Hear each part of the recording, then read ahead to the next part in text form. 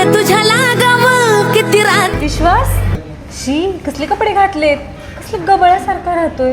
तू तोच ना back bencher, नापास व्हायचा सारखा. मला ओळखलं का? मी अपेक्षा ठोंबरे, तुमच्या वर्गातली टॉपर. HR आहे, IT मध्ये जॉबला आहे. 1.5 लाख रुपये पेमेंट आहे मला. तू किती कमावतो?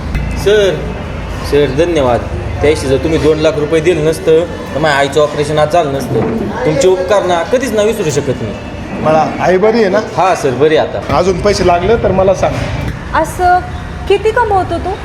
दिवसाला 50,000 रुपये. दिवसाला 50?